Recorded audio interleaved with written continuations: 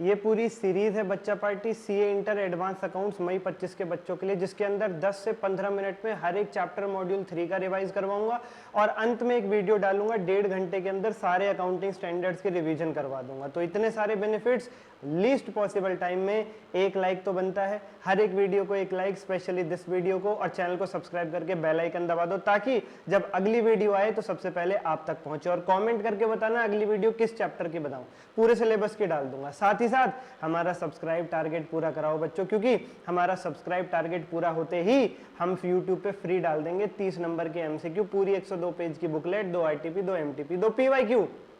जल्दी से सब्सक्राइब कर दो। सर कितना टारगेट है बच्चों? जो आप सब्सक्राइब कर दोगे 15,000 तक हमें पहुंचा दो पेपर से पहले, जल्दी से जल्दी ज्यादा से ज्यादा शेयर करके, एमसीक्यू फ्री आपके लिए। आइए रिवीजन करते हैं फटाफट बायबैक की बिना किसी देरी के। बायबैक ऑफ शेयर्स 6 नंबर दिला देगा आपको, मात्र जनरल एंट्री बेस्ड चैप्टर है, कुछ नहीं इसके अंदर।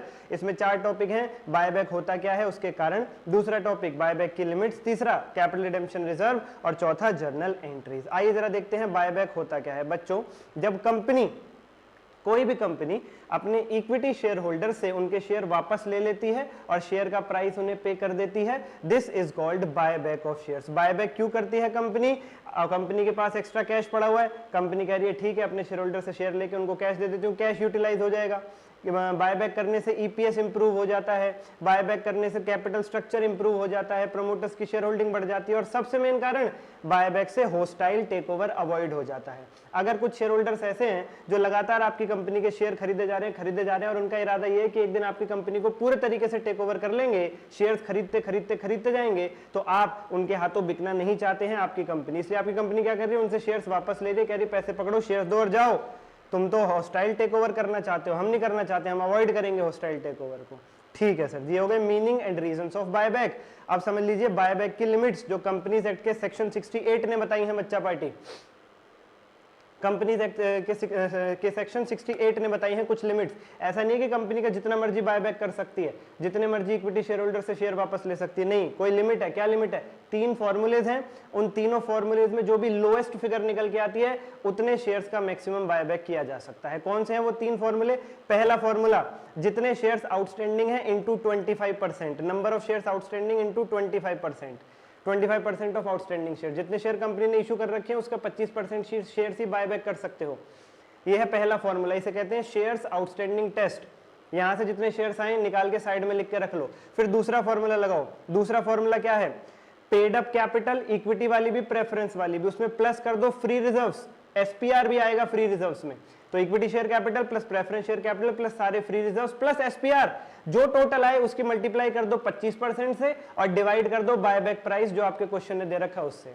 यहां से जितने नंबर ऑफ शेयर्स निकल के आएंगे उन्हें साइड में लिख लो, क्योंकि अभी एक फॉर्मूला और लगाना है, फिर तीनों का लोएस्ट लेना है। सर तीसरा फॉर्मूला क्या है? Long term debt divided by equity share capital plus preference share capital plus free reserve सारे प्लस एसपीआर प्लस अगर नए शेयर्स इशू हो रहे हैं तो वो minus X into buyback price minus X into face value equal to 2/1।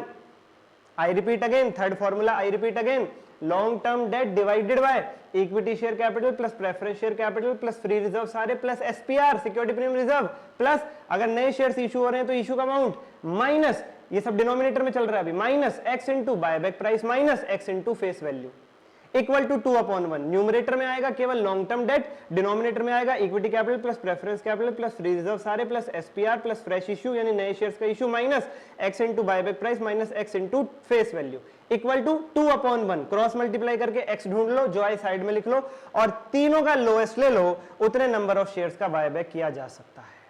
ठीक है सर, ठीक है सर। और याद रखना केवल फुली पेड शेयर्स का ही बायबैक किया जा सकता है, पार्टली पेड शेयर्स का बायबैक नहीं किया जा सकता है। ये हो गई लिमिट ऑन बायबैक, हमारा दूसरा टॉपिक। हमारा तीसरा टॉपिक प्यारे बच्चों क्या है सर जी? सीआरआर क्या होता है? Capital redemption reserve. बच्चों कंपनी क्या कर रही है? बायबैक का मतलब क्या है? कंपनी अगर बायबैक कर रही है तो सर इसका मतलब ये है कंपनी इक्विटी शेयर होल्डर से शेयर ले रही है, उनका पैसा दे रही है और जाओ, यानी शेयर होल्डर्स अपना पैसा लेके जा रहे हैं कंपनी से, शेयर होल्डर ने अपने शेयर कंपनी को दिए, पैसा लिया और चले गए।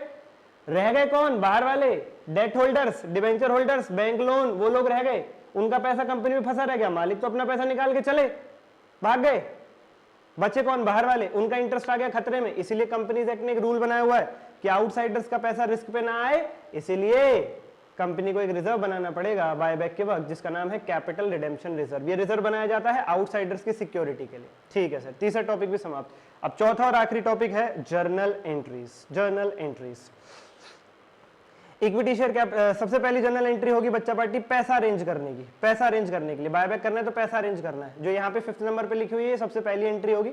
Bank account debit to investment account, पैसा अरेंज करने के लिए कई बार कंपनी अपनी इन्वेस्टमेंट बेच देती है, तो उसकी एंट्री होती है bank account debit to investment. पैसा आ गया, बैंक डेबिट, इन्वेस्टमेंट चली गई टू इन्वेस्टमेंट। और अगर इस पे लॉस हुआ है तो बैंक के साथ डेबिट हो जाएगा P&L, और अगर इस पे प्रॉफिट हुआ है तो टू इन्वेस्टमेंट के नीचे आ जाएगा टू P&L प्रॉफिट के अमाउंट से। ये हो गया पैसा अरेंज करने का पहला तरीका। पैसा अरेंज करने का दूसरा तरीका भी हो सकता है, अब बायबैक कर रही है कंपनी, शेयर्स लेके पेमेंट करनी कंपनी को, तो पैसा तो होना ही चाहिए सबसे पहले। तो पैसा अरेंज करने के अलग अलग तरीके हैं। पहला इन्वेस्टमेंट बेचना, बैंक टू इन्वेस्टमेंट, डिफरेंस डाल दो P&L में, डेबिट या क्रेडिट। दूसरा तरीका बैंक से लोन ले लो, bank account debit to bank loan, पैसा आ गया और लोन नाम की लायबिलिटी बढ़ गई, वो क्रेडिट हो जाता है loan, bank account debit to bank loan. तीसरा तरीका नए शेयर्स इशू कर दो, पुराने शेयर होल्डर्स को पैसा लौटाने के लिए, उनके शेयर्स खरीदने के लिए नए शेयर्स इशू करके पैसा ले लो, bank account debit to share capital account. और अगर नए शेयर्स इशू हो रहे हैं प्रीमियम पर तो टू सिक्योरिटीज प्रीमियम अकाउंट भी आ जाएगा, टू सिक्योरिटीज प्रीमियम अकाउंट भी आ जाएगा।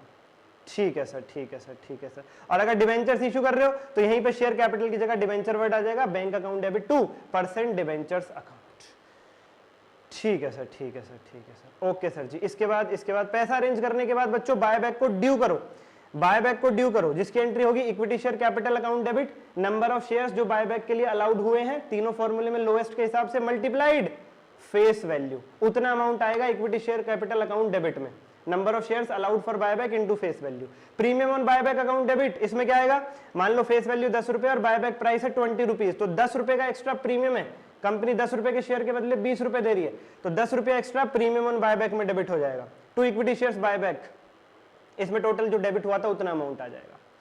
ये हो गई ड्यू की एंट्री। अब पेमेंट करो, equity share buyback account debit to bank account, share holders को पेमेंट कर दो, शेयर होल्डर्स को पेमेंट कर दो। थर्ड नंबर पे जो नेक्स्ट नंबर पे मतलब जो प्रीमियम था ऊपर, जो प्रीमियम ऑन बायबैक था उसे राइट ऑफ कर दो, राइट ऑफ कर दो। प्रीमियम क्या था, एक नुकसान था, 10 रुपए के शेयर के बदले ने कंपनी ने 20 दिए, 10 रुपए एक्स्ट्रा दिए, वो एक नुकसान है, वो ऊपर डेबिट किया था debit all expenses and losses वाले रूल के हिसाब से। अब उस नुकसान को राइट ऑफ करो, प्रीमियम ऑन बायबैक को राइट ऑफ करो। सर कहां से राइट ऑफ करेंगे बच्चों, सबसे पहले सिक्योरिटीज प्रीमियम, अगर उसमें पैसे कम पड़ जाए तो जनरल रिजर्व या P&L, ये याद रखिएगा, ये याद रखिएगा। ठीक है सर, अगला काम क्या करना है, CRR बनाना है, कैपिटल रिडेम्पशन रिजर्व। उसके लिए सबसे पहली प्रायोरिटी रहती है जनरल रिजर्व, इसका एक और नाम भी है रेवेन्यू रिजर्व। ठीक है सर, उसके बाद P&L से, उसके बाद अदर फ्री रिजर्व्स में से, जनरल रिजर्व या revenue reserve debit, P&L debit, other free reserve debit to capital redemption reserve account, capital redemption reserve account. Capital redemption reserve account में जो पैसा आता है उसका क्या यूज हो सकता है, केवल और केवल बोनस शेयर्स इशू करने के लिए हम उसका यूज कर सकते हैं। आखिरी एंट्रीज, बायबैक के अगर एक्सपेंसेस हुए हैं, बायबैक के वक्त कुछ एक्सपेंसेस हुए हैं तो buyback expenses account debit to bank account, buyback expenses account debit to bank account.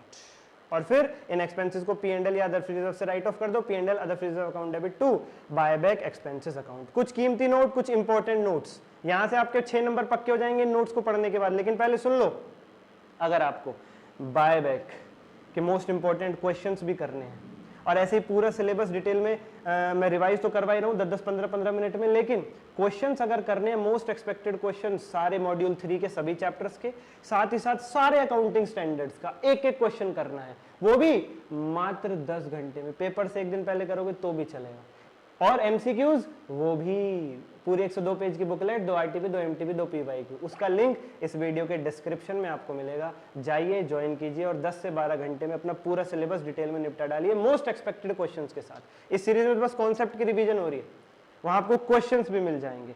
और अगर इस रिवीजन से बात नहीं बनती है तो उस बैच के अंदर थोड़ी और डिटेल्ड रिवीजन है, अगर आप वहां से करना चाहो तो वहां भी मजा आ जाएगा आपको। ठीक है सर। इन्वेस्टमेंट अलाउंस रिजर्व और कैपिटल रिडेम्पशन रिजर्व ये फ्री रिजर्व नहीं होते हैं, पहला नोट। ठीक है सर। दूसरा नोट, अगर क्वेश्चन में लिख दे कोई रिजर्व फ्री रिजर्व है, जैसे मान लीजिए जनरल रिजर्व फ्री रिजर्व है, बट आपके क्वेश्चन ने लिख दिया कि जनरल रिजर्व में से 50,000 रुपए आप यूज नहीं कर सकते बायबैक के लिए, तो भैया मत यूज करना, फिर उस पर रेस्ट्रिक्शन लगी हुई है। मान लो जनरल रिजर्व 1 लाख रुपए का है, यूं तो पूरा फ्री है, यूं तो पूरा फ्री है, वहां से आपको CRR बनाना है बनाओ, कोई दिक्कत नहीं है, पर क्वेश्चन कहता है 50,000 इसमें से यूज नहीं हो सकता, तो भैया बच्चे 50,000 का ही CRR बनाना उसमें से, फिर उसे पूरा यूज मत करना। Dividend equalisation reserve free reserve में आएगा, फ्री रिजर्व में आएगा। अच्छा, और मान लीजिए आपके क्वेश्चन में कोई ऐसा पॉइंट लिखा है कि बायबैक करने के लिए पुराने शेयर होल्डर्स के शेयर लेकर के उनको पैसा देने के लिए कंपनी को चाहिए था पैसा, कंपनी ने नए शेयर्स इशू कर दिए, फ्रेश इशू, लेकिन वो क्वेश्चन में लिखा था फ्रेश इशू में 2 मंथ्स बैक, ऐसा एक क्वेश्चन है स्टडी मेटेरियल में, उसमें लिखा हुआ है फ्रेश इशू में 2 मंथ्स बैक, 2 महीने पहले फ्रेश इशू हुआ था, तो फिर तुम उसकी कोई जनरल एंट्री मत करना। अभी ऊपर बताई ना मैंने फ्रेश इशू की एंट्री, ये वाली, जब मैं अभी सिखा रहा था आपको कि भाई पैसा अरेंज करने के लिए या तो आप इन्वेस्टमेंट बेच दो बैंक टू इन्वेस्टमेंट, या आप लोन ले लो बैंक टू बैंक लोन, या नए शेयर इशू कर दो bank to share capital to securities premium. तो अगर आपने नए शेयर्स इशू किए हैं और क्वेश्चन में लिखा है new shares were issued 2 months back या fresh issue was made 2 months back, तो अब तुम्हें कोई एंट्री नहीं करनी, उसकी इग्नोर कर देना, एंट्री मत करना। ठीक है, 5वां पॉइंट थ्योरी है, इसे छोड़ो, इसमें कोई फायदा नहीं है। और 6वां पॉइंट कह रहा है proportionate cancellation is done in case buyback applications are more than buyback actually offered, this generally happens in case of lucrative buyback price. Proportionate cancellation is done in case buyback applications are more than buyback actually offered.